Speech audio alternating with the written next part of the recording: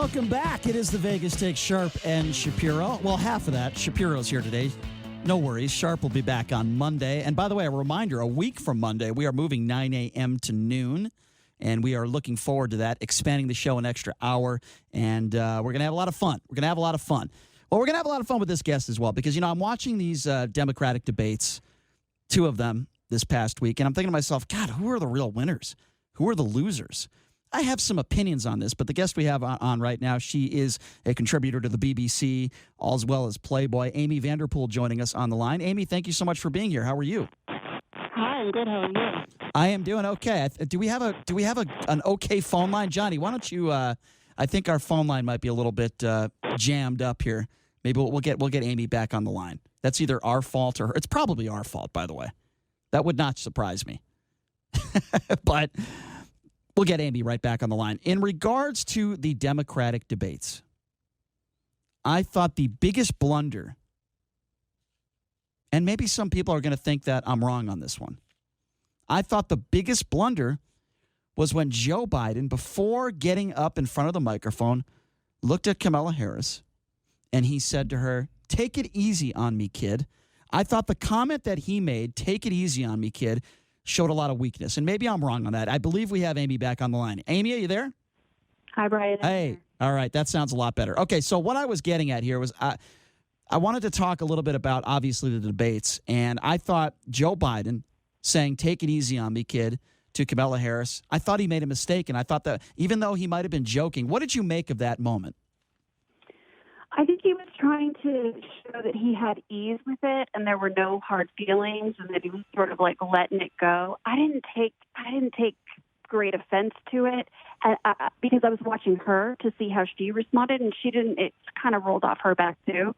So I don't know. It didn't really bother me. I think he was trying to be playful, but there's an issue there too when he's got that whole patriarchal thing kind of happening, and it's like, is he being condescending? Is he not? I didn't really read him as being terribly condescending. I took it as, hey, I'm going to take it easy. I'm setting the pace now. I'm easy breezy Joe, and it's going to be a lot more easygoing. And he seemed to kind of have that pace through the whole thing. So it was almost like he was setting the tone for things. But do you feel like that easy tone is what it is going to take to defeat Donald Trump? Because I think that you need to fight. I'm not saying you need to talk about all of Donald Trump's ex-wives and the adultery stuff and go down in the mud with them. That's not what I'm saying. But I do think you need a fighter. And I do think that Kamala Harris is a fighter. I do think there are a few others on stage that are fighters. All due respect to Joe Biden, and I do have a lot of respect for him. But this is just me. Listen, I'm not a Republican. Right. I'm not a Democrat. I look at Joe Biden and I hear him say, "Take it easy on me, kid." I say to myself, is that the kind of guy that's going to beat Donald Trump? That's just me thinking that way. Sure. Well, yeah, and that's a good point. I don't. Well, of course, he's not going to bring that sort of a temperament to a fight with Donald Trump. But we talked about this a little bit the last time. He's going to, if he goes up against Donald Trump with the same sort of, aggressive, toxic, fighting, let's take it out back thing, that's not going to work either. Yeah. So the thing that really stumps Trump, or that seems to stump him, is women. Is smart, fast, quick women who intimidate him. I think that Elizabeth Warren would stump him. I think that Kamala Harris would stump him. I don't know how well. Like if you take a Buttigieg, somebody who's really intellectual and speaking in a very elevated way with metaphors and concepts that are way above him, I don't think that's going to pair up well either. I don't think it's going to make Trump look any more stupid because the people who like Trump because he is stupid.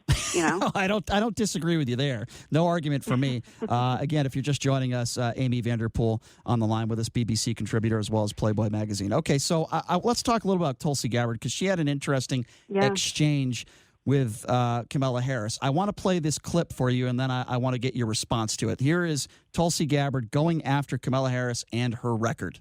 She put over 1,500 people in jail for marijuana violations and then laughed about it when she was asked if she ever smoked marijuana. She blocked evidence that would have freed an innocent man from death row until the courts forced her to do so. She kept people in prison beyond their sentences to use them as cheap labor for the state of California. And she fought to keep cash bail system in place. that impacts poor people in the worst kind of way. Okay, so when you hear that, Amee, what is your response to that? Okay, I have a lot of responses to this because you have to look at it from the perspective of why is Tulsi Gabbard making a stand and making it like this and making it now? The reality is, the next set of debates that are coming in September, threshold for meeting those in terms of polling got really, really high. And there are about 10 people on that stage last week who just aren't going to make that. And their only shot was to have a really strong viral moment and to really take off. And I don't think it mattered to them how they did it. Clearly, it didn't matter to Tulsi Gabbard because practically the response to that is that, Kamala Harris was a prosecutor. And what prosecutors do are they hold people accountable for breaking the law. If the law at the time said that marijuana was illegal, then it was right for her to properly prosecute people. I get that the laws have changed now, and the law may have been stupid then, but it was nevertheless the law at the time, and that's her job. Yeah. So you have to, a lot of people don't realize that there's an ethical standard that you're held to as a lawyer to do your job to the best of your ability. Mm-hmm. And kind of throwing that in her face now, it's not good. I'll tell you why I struggle with Tulsi Gabbard. Now, listen, she's a war hero, okay? She served this country honorably. I give her all the credit in the world for that. Doesn't mean I have to agree with everything she says. And, when it comes to Assad, she struggled to even call him a war criminal. For the life of me, I can't understand why. And that resonates with me. I don't want somebody even up on that stage that can't look at somebody like Assad and call him a war criminal. Right. Right. And I wrote a piece about this in my Shapiro newsletter. This is important to talk about. We are absolutely following the same path we went down in 2016 with Russian disinformation.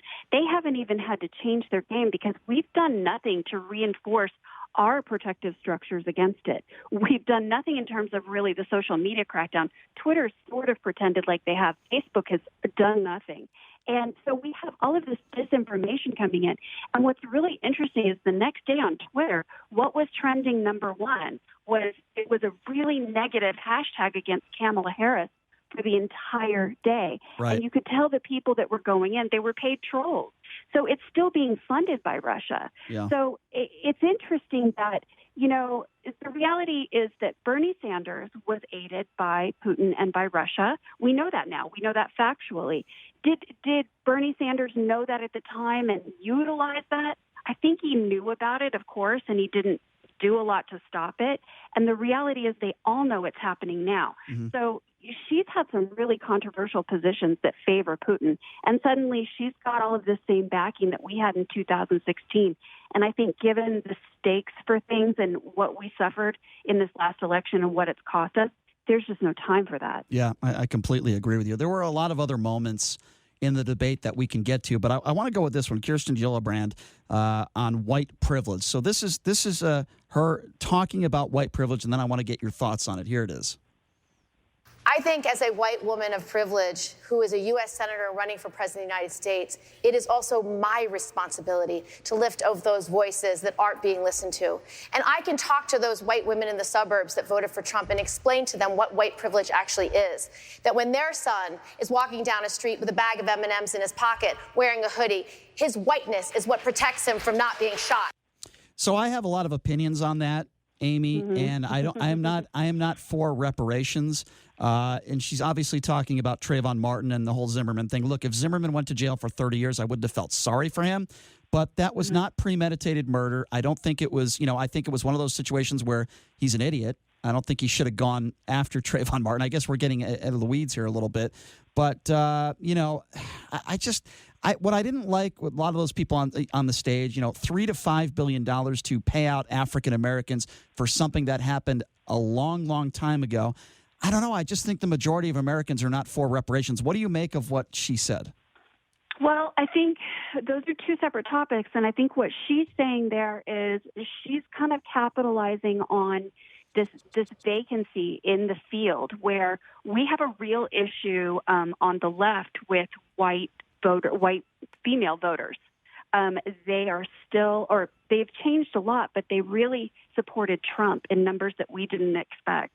And so she's trying to sort of cash in on the possibility that somebody can go over and sort of pull those numbers over to our side, which gives her an edge that nobody else will have. So it's a great, I mean, whoever's running her campaign, it's a great concept. Mm-hmm. But the reality is that I just don't think, I like Kirsten Gillibrand a lot. I like what she represents. I like how she fights for women. I just don't think she's going to be the person to go and sit down and talk to these women and suddenly explain, you know, what it means to be a minority. I'm a woman. I'm a white woman. I have female friends who are white women. And let me tell you, the ones who don't get it, they don't get it. And there's nothing I could say or do to kind of explain to them what it's like to be a person of color. I don't even know what it's like. I agree with that. I agree.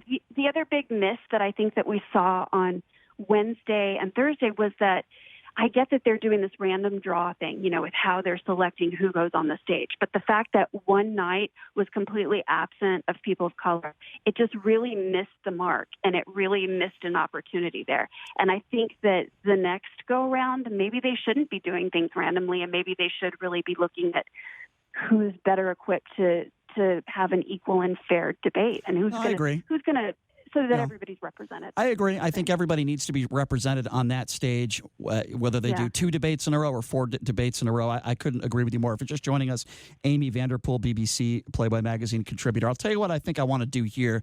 I want to take a couple phone calls. Maybe a couple of our callers could ask you some questions. I'll open up the phone lines at 257-5396. Again, that number to call, 702-257-5396. Why don't we start off with Nate? Nate, thanks for calling into the Vegas Take. What's on your mind? Yeah, good evening. Just a couple things. The only one on that stage that had any slave ownership blood in them was Kamala Harris. But the media, of course, you know, tries to completely ignore that. And I'm thinking about the way they were all kind of, you know, all this thing with Biden. You know, why didn't this come out when he was with Obama? And, you know, I'm tired of hearing about white privilege and reparations. I agree with you. They shouldn't give reparations. Yeah. And I just, it really just, you know, it just gets me really mad sometimes when I just see what are directions of our country and our politics, you know, and I'm telling you this, I'm just to let you know this. The people that are going to put Trump over the top is going to be the black man. And all right. Well, let's, Nate, I appreciate the phone call. Amee, what do you respond to that? What do you say to that? Well, the first part, I'm not really sure specifically what he was addressing in terms of Kamala Harris, but I will say that the reason people weren't discussing these issues with Biden previously was because he wasn't running for president. He was the vice president. So he was sort of bringing along a lot of moderate credibility to Obama's campaign, and he was balancing him out in a different way. So he wasn't going to get the major hits like he is now. And rightfully so. You know, if you're running for president, your whole record has to be looked at. The other thing is, you know, we've gone to such a heavy side on the right with Trump that it's, you know, it's a pendulum constantly that's swinging politically, and it's going to swing far to the left. And the reality is that there are a lot of things Biden has done throughout his career. When you have a career as long as Biden's, you know, you're going to have done things in the past that may not have been as on point. But and it's not necessarily that he's done things that didn't work out in terms of history and over time. It's that he can't explain really well what he was doing or why he was doing it and how he's evolved. So there are some real issues there with regard to race and things that Biden has done in the past. And I think it's absolutely fair to call them out. I think that the slave reparations question was another thing that was done by CNN to sort of trigger, you know, heated debate so that they'd get stimulated ratings. I think we have so many more issues that needed to be discussed before we even got to that. I agree. Can I just say this too?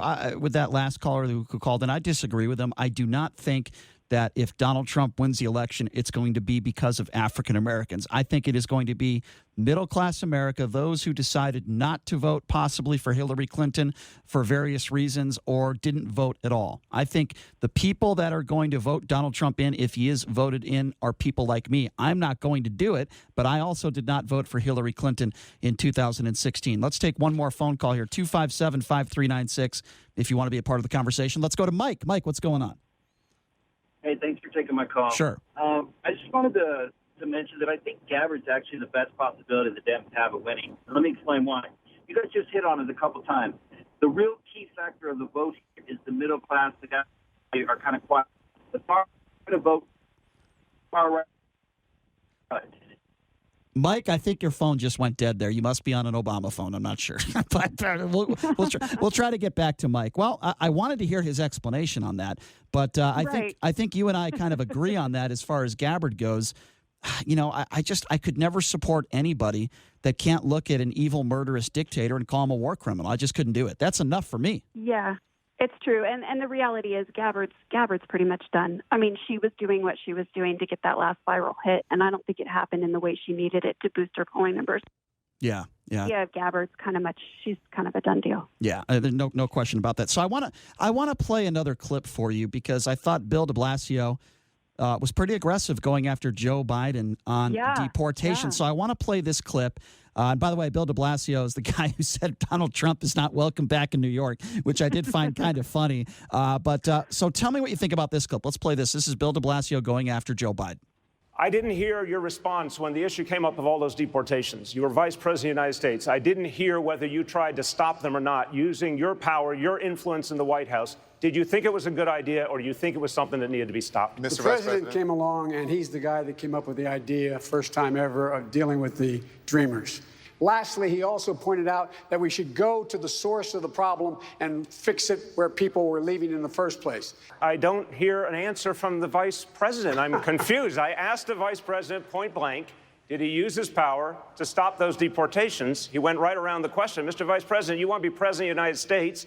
You need to be able to answer the tough questions. I guarantee you, if you're debating Donald Trump, he's not going to let you off the hook. Yeah. I kind of agree with de Blasio there. And then you heard Booker say you use, I'm kind of paraphrasing here, but you use Barack Obama's name when it's convenient for you. I think this is one of those situations where what he was talking about. What do you say to this, Amee? I think it's really interesting, and I agree with you. I think Bill de Blasio had a much better debate this last time than he did the first time, let me tell you, because it was bad the first time. But he was making some really good points, and he was sort of taking some good swings, some swings that were not below the belt, but they were really important to get answers to, and we didn't seem to get a lot of answers to on the immigration issue from Biden, and that's going to be a real problem because this is something, if we're looking at a Biden-Trump matchup, this is something that's going to come into play because the reality is that the Obama administration did have deportations. Biden is still not discussing that, and Trump's going to stand there and go, you're doing the same thing I did. And the problem with that also is, that Trump's been using this whole, Obama's the one that created the cages in the first place for the kids. So it's going to go all back to that, and it's going to be put on to Biden. And, there's a real need at this point to start to pivot. Even though Obama has tremendous popularity, there's a need to pivot away from the policy that Obama had that was seen as a lot more moderate, and Biden represents that entirely. And he's been running his campaign so far on the premise of, hey, I am Obama's guy. Right. I'm behind it all. I backed him 110%. And the thing is, Biden's loyal. He's not going to say a bad thing about Barack Obama because I think he honestly loves him, and I think he also is he's doubling down on everything he's done, and he's not really quick to say, oh, hey, I made a mistake. And whoever, I think, pivots the fastest and the best in terms of calling Obama out on things that may not be seen as progressive in this time now, and at the same time showing respect in doing it, is going to make a huge advantage in the polls. I want to ask you, I guess, the difficult questions here, right? Who won the debate? Who are the losers? I'll give you my generic opinion. I don't think Joe Biden won. I thought he did a lousy job in the first debate. I thought he did a better job the other night, but I wouldn't say he won. I certainly think that Kamala Harris, even though she was attacked in the second debate, I think she has shown that she is a clear one of the front runners. She's not the front runner, but she's one of the front runners. So I do think she is a winner. I do think even though, Buttigieg, I don't think he has a chance to be I guess you could say the Democratic, the guy that's going to be running against Donald Trump. I do think this is more towards the future for him. I think he has a great future in politics, and I would not be surprised one day if he is president. So I think he's a winner. I also think Williamson did a fantastic job. So those are the winners to me. To me, the losers, I think Beto O'Rourke was just atrocious. I thought he had just did not do a good job. He is absolutely done, but we kind of knew that a few weeks ago going into it.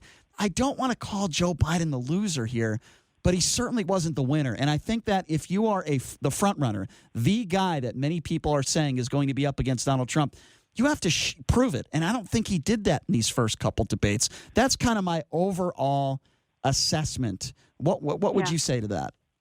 Okay, so Biden has got huge numbers right now. His numbers are so strong and so solid that he doesn't necessarily need like a massive win on the night. That's a good to really point. Win. Yep. And I think what they wanted to achieve with him this week was to go in and be the more loose, casual Uncle Joe that everybody loves, that was calmer and not as defensive. And I think he did that. So he had a good night, and I think that was his goal, and I think he met it because his numbers aren't going to suffer. It was up to everyone else to punch up, and he knew everybody was going to be using him to do that. So it was kind of like, could he take the hits, and could he be easy breezy about all of the hits? And I think he did that successfully.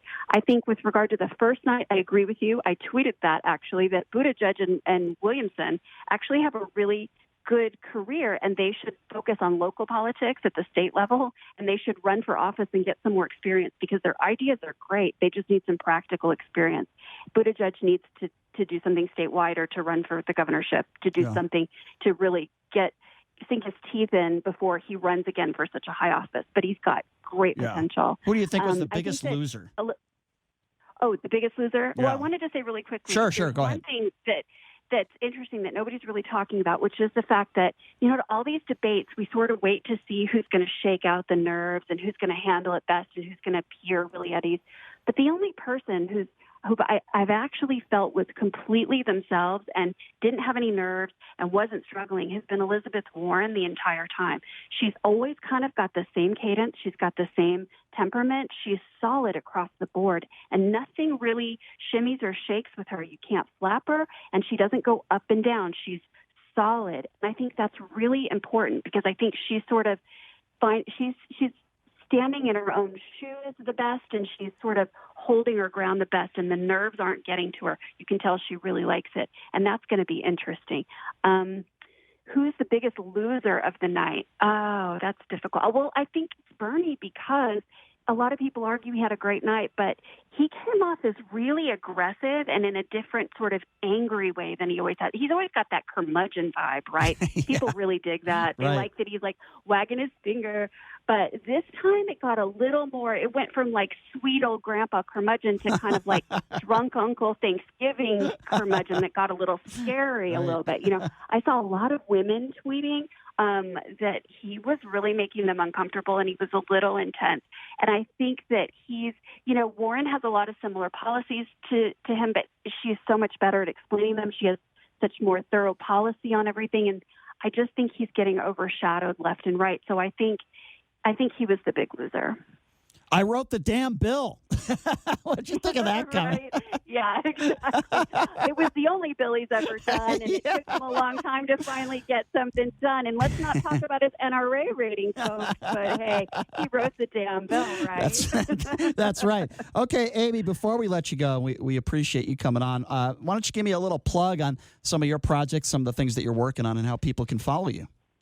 Okay, great. Well, you can follow me at Twitter at Girls Really Rule, and you can also check out my newsletter at Substack.com. I write Shapiro, and it keeps everybody kind of up to date on what's happening with political and legal issues. I sort of break down the legal ramifications of what's happening politically that affect women primarily, but everybody in general. So you can check me out there. Awesome. Well, Amee, we do appreciate you coming on as always, and we definitely want to get your perspective again. We got a lot of debates coming up here, so we definitely appreciate your expertise, and thank you so much for joining us. It's always fun. Thanks. Have All a right. good weekend. Thank you. Same to Bye-bye. you. It's Amee Vanderpool, BBC contributor, as well as Playboy Magazine. Yes, believe it or not, I do read the articles. I do. We're going to take a quick break.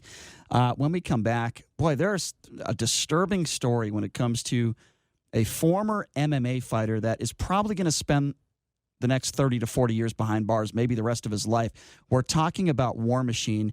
You are not going to believe what is going down behind bars. We will get to that with TMZ Sports' very own Mike Babcock when we come back. We're going to take a quick break, be back right after this with Mike Babcock. You're listening to The Vegas Take right here on the all-new 101.5 FM, 720 AM KDWN.